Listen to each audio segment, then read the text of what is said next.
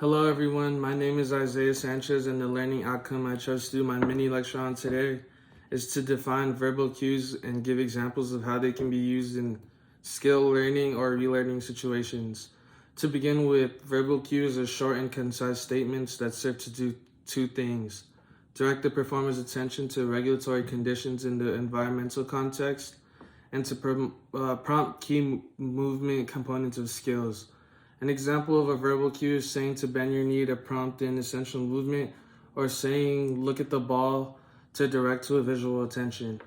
Research has proven that these short and concise statements as verbal statements help facilitate learning new skills and movements, as well as helping with already well-learned movements.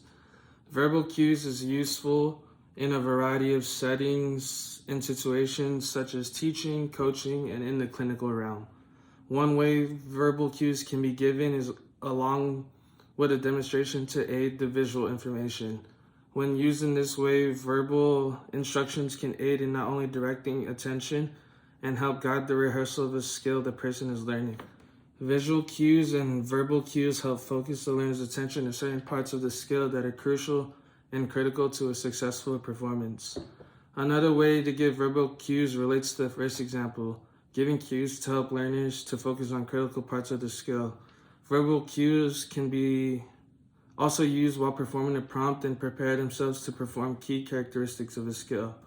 People who learn verbal cues learn certain movements better than those who do not learn the skill using a verbal cue.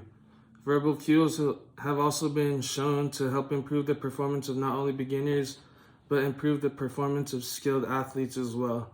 These skilled players showed various improvements in not only their performance, but in their technique.